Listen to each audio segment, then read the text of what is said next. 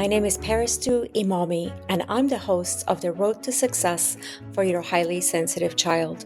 This podcast is about empowering parents of highly sensitive children to nurture their child's unique personality trait and create a path to success. Our podcast provides guidance, insights, and support to help you unlock your child's full potential, fostering resilience, confidence, and a bright future. If you're new to my podcast, please go back and listen to episodes 1 and 2 because they provide information on high sensitivity that all subsequent episodes will build upon. To book a private coaching session with me, please visit my website at parentinghsc.com.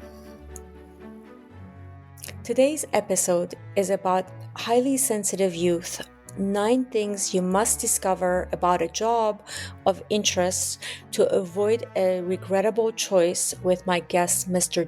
DuSold. Jay is a next-gen career guide, motivational speaker, author, and a career readiness consultant. Jay has spent decades working with teens and parents as a mentor and life coach. He started focusing exclusively on career guidance in 2014 after helping his son figure out a career fit while still a junior in high school.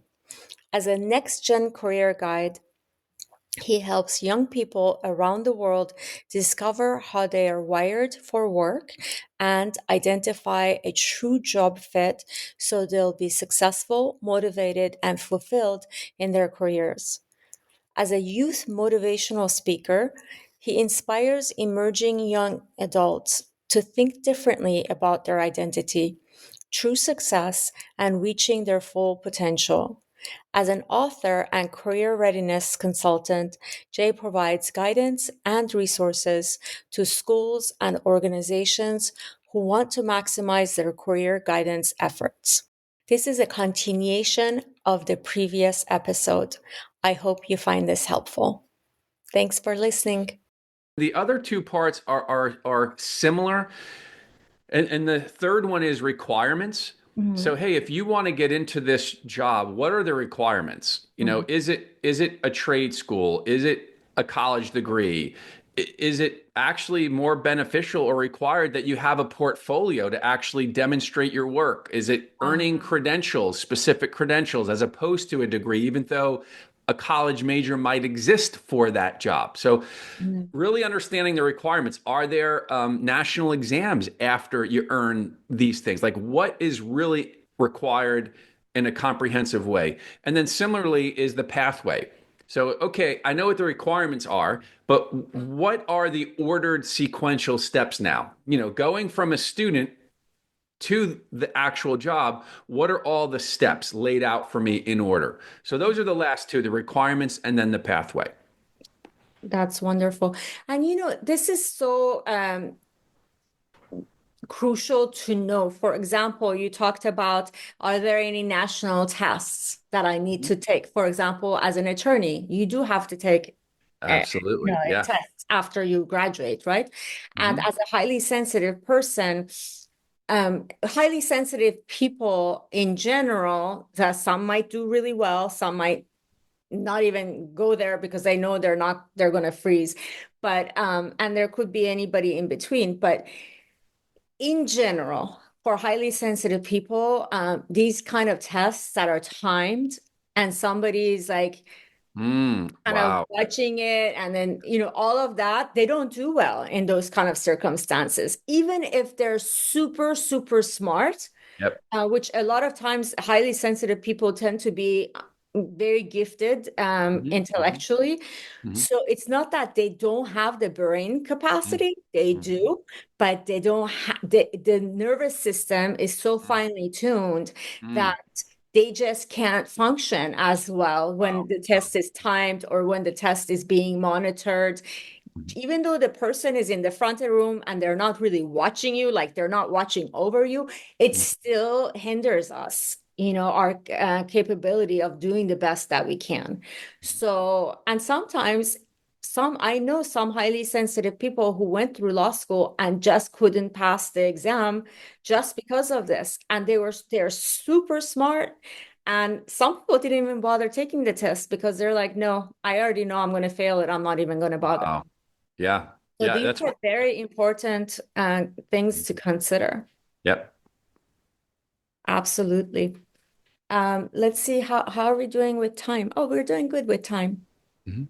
Um, so what what else do you like, do you have any other information that you think would be crucial? So tell us about like how would someone engage with you? What is the path of working with you? Those things might be important for someone to understand how it works as well. Yeah. Yeah. I'd love to share that. So my work with career guidance stuff, it basically has two different branches. So what we've been talking about today is simply what I call fact finding, right? Yeah. So this is it's ideal for a young person who says, I kind of know what I want to do, Mhm. but they don't have all the details. And Yeah. so this process that I use, there's a number of different ways they can experience it. I do coaching. So a lot of times clients want a more individualized attention. So I do one-on-one coaching. This same process is in a course. I actually just released it about a month ago. So it's a self-contained, work at your own pace digital course that students Love can that. take that works them through the entire process. So there are some varieties. I'm actually about to release an AI chatbot that will walk a student through the entire process just by chatting on the phone. So Wow, that's that's so cool. yeah, that won't come out till the end of January. Mhm. So yeah, so there are some different ways to experience it. Of course, the book will introduce students to that. But what we're doing in the fact finding, the know before you go journey, is we're really looking at what are all those 9 things. So we use ChatGPT to build a very thorough, comprehensive understanding of those 9 things. And then equally important is reflecting on the findings, Mhm. right? Because if you don't take time to process, to think about, to reflect on all these discoveries, honestly, it's almost like you didn't even do the research. So Yeah. it's not just gaining the knowledge, it's also taking time to process the findings, to have wisdom, to be skillful at understanding what are the implications of what I found, right? Mhm. Not just the knowledge, but what are the implications for me? Mhm. So there's also a process, again, both in the coaching and in the course, it gives them these kinds of reflective questions and basically has them come to a conclusion about each of the 9 things, meaning, do you feel okay with this, right? If you know what the duties are day in and day out, as you've used your imagination, as you've envisioned yourself doing those, how do you feel about that? Does that feel okay? The skills, these required skills, like, do they show up in your life already? Do you see traces and evidence that you've kind of have those skills? Maybe they look differently for your age, but the base skill is in place. Or do you feel okay if you have to develop those skills? How do you feel about using those skills regularly? So there has to be a process of reflection so that a student can kind of come to a conclusion as far as how they're feeling about each of those 9 areas. So and then there's just a little like, hey, we did online research, but there's some other really great ways to go further if you feel like this might be an option for further exploration. Things like shadowing, Yeah. informational interviews. Uh, Yeah. so I work on those things as well with the students. So that's kind of the job facts stuff. Mhm. The job fits, the fit finding, Mhm. that involves the assessment tool that I referenced earlier in my story. Yeah. And so that's ideal for a young person that says, hey, I have no idea what to do. And so that's a really transformational journey because through them telling stories, not answering questions that they might fudge on, but actually just telling stories about their past, we're able to discover a pattern of their repeated behavior. It's like who Wow. they really are, not I who they love say they that. are by answering questions. I And love that. I want to do that assessment. I'll book you in for next week. We should do that. I love it. It's cute, Yes. though, because I don't know. I think it's again part of my high sensitivity is that we are so curious. When we've learned about something, we want to experience it. We want to learn about it. We want to do it. Interesting. It's Yeah, yeah. that's why like I'm an early adopter pretty much with anything. That Like would make I sense. came Yes. out, I'm like, okay, I want to learn about that Jump word. on it. A lot of people were like scared of it. I'm like, what are you scared about? Let's do it. Yeah, What is it yeah. all about? Let's, figure it out and let's go play I with love that. it. Yeah. Yeah, I just feel like all of these, why not? You Yeah. never know. Even though, I'm, you know, late in my career, but maybe I learned something about myself that Absolutely. I Yeah. would otherwise not know. And then Yeah. I could use that with my clients. Yeah. You never Well, know. yeah, yes, I totally hear you. It's a very pioneering spirit in that sense, which is awesome. And so, yeah, I actually, when I first started this work, I had so many parents say, "Oh my gosh, like I never really figured things out, and I'd love to know myself through a much more objectively verifiable process. Yeah, absolutely. Can you work with me?" So I've worked with adults over the years. I don't market it because I really want to use my time for young people. Yeah. But I have a whole separate journey with this tool that I do with adults. But anyway, so yeah, so the tool is it really helps us understand how the young person is wired, Mhm. not just in the skills, but we find things about them that tell us what qualities they need in a setting that Yeah, will give them their optimal thriving environment, meaning what are the things they need in place that will activate and sustain their intrinsic motivation. absolutely. So when you have this level and this depth of accurate awareness, it's powerful because we take that depiction and the results of the assessment and who they are, then it makes it so much easier to go out into the world of work and find a job that matches on Absolutely. on all the critical points, not just, hey, do you have the skills required for this job, but we know what you need in a setting to thrive. Will this job put you in such a setting?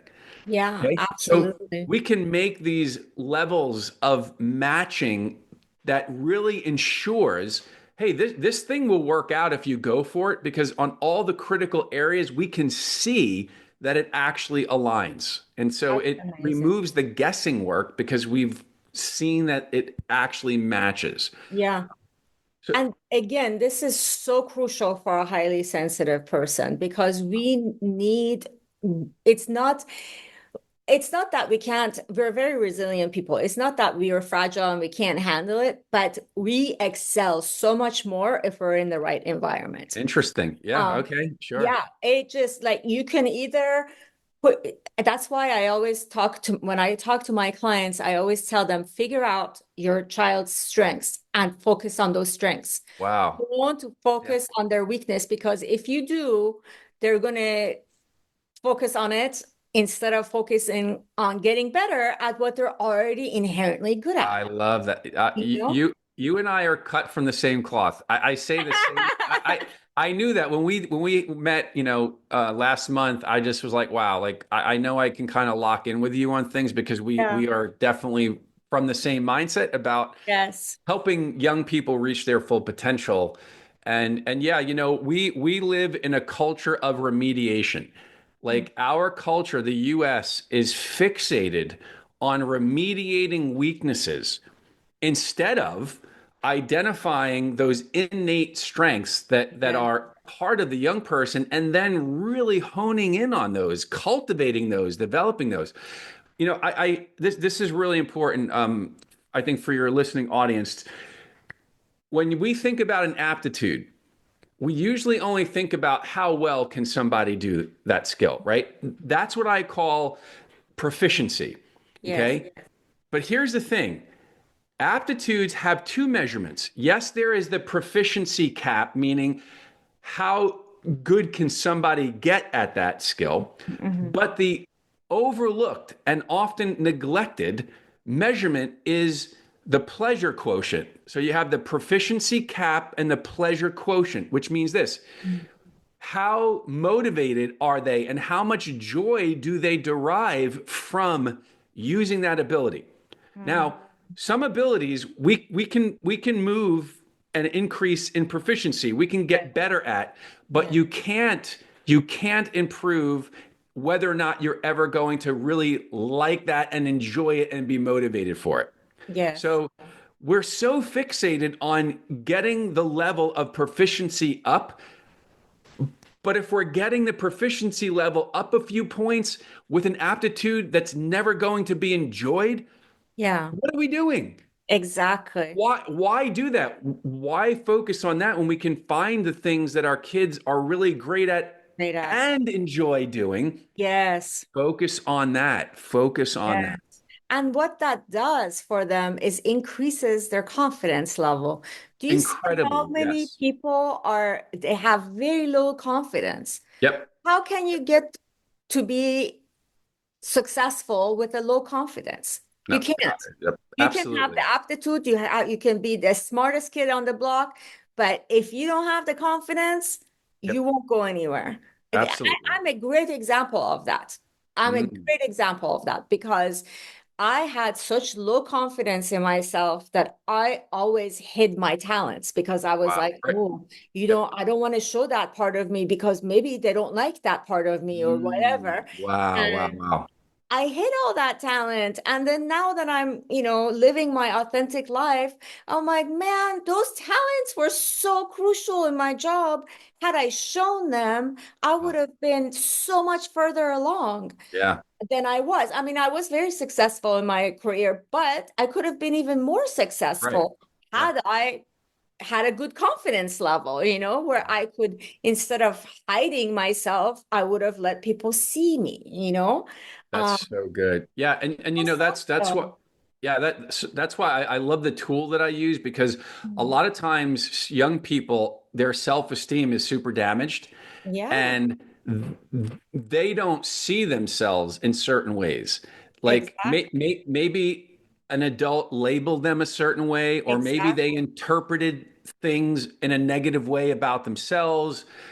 It comes from many different sources, but It does. so Yeah. many young people, like you said, they're hiding, and they don't really know how they're wired. So if you were to ask them questions on a career quiz, they probably wouldn't answer them in a truly authentic way. Yeah. And so the tool that I use, it really discovers who they are through storytelling, and they don't even know what they're doing. They don't know why they're telling the stories they are. They don't know why I'm asking the questions Love about what that. they did. And so many times, Parastu, my clients will get the results and they'll say, how did it know that about me? Like, Hmm. wow, I didn't really, or they'll fight with me and they'll say, oh, well, I don't think that's me. I'm like, okay, let's go into all the stories you told and let's see the evidence of this. If there's, and Wow. they say, wow, you know, I see that's me, but that's a part of me that was put down in the past. Yeah. So to your point, having that confidence is so important, and a lot of times that comes by understanding your identity. Exactly. Understanding, knowing who you are is so key. That's Mhm. when I work with parents, the first thing I ask them to do is fill out this document that tells me about their child. Yeah. And Okay. sometimes the parents know their child inside out. They can finish that document better than I ever expected. Mhm. Sometimes they struggle with that document. Interesting. Sure. Yeah. Yeah. And when they struggle with that document, that's when I know, okay, we need to really work on this Hmm. because Hmm. you need to, first of all, as a parent, you really need to know your child inside out. You really do. In order to be a good parent, you need to know what your child needs because Hmm. not every child needs the same type of parenting, Absolutely. Yes. style. Yep. So, especially for highly sensitive kids.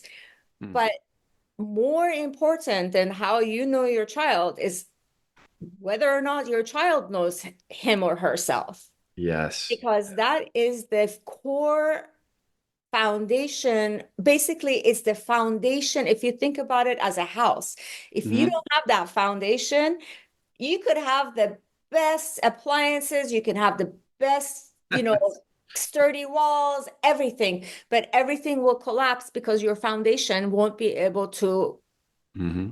keep the everything else that you've put on it. So that's the thing with us as humans, knowing ourselves so well that we will then be able to, find the right career, be able to find the right partner, right Yes. friendships, right home. Everything is derived from us knowing ourselves so well and knowing every aspect of ourselves, because as humans we're very complex, right? Hmm. So we can't Absolutely. just know one part of us. We have to know every aspect of ourselves. We can't, for example, as a highly sensitive person, I can't focus on, with my clients, just on their nervous system, because yes, they have a finely tuned nervous system and it's important for us to work on that.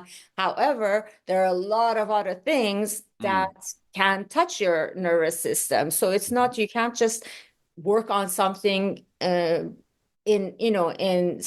a silo. Yeah. Yeah. No, I love that. Yes. And the same thing is true with job matching. Yeah. So many people just want to focus on, oh, well, what are your skills and your interests? I'm Mm-hmm. like, well, again, there's a lot more that needs to Yeah, match for it to work out. absolutely. But that's what everyone tends to focus on. So to your point, you have to be holistic in Yes. understanding the parts of your innate design that are relevant to matching, that do actually matter for matching. It's not just skills. There's a lot more to it. As we wrap up today's episode, I want to remind you that you have the power to create a bright and successful future for your highly sensitive child. Embrace their uniqueness, nurture their strengths, and provide them with the love and support they need. Together, we can have a path to success that aligns with their sensitivity. Thank you for joining us today. And remember, you're not alone on this journey. We'll be here with more insights and inspiration in our next episode. Until then, keep believing in your child's potential because they truly are extraordinary. Stay tuned, stay inspired, and stay committed to setting your child up for success in life. If you enjoyed this episode and found it helpful, please leave a review, share with other parents, and reach out to us with any topics you'd like us to cover in the future. To book a private coaching session with me, please visit my website at parentinghsc.com.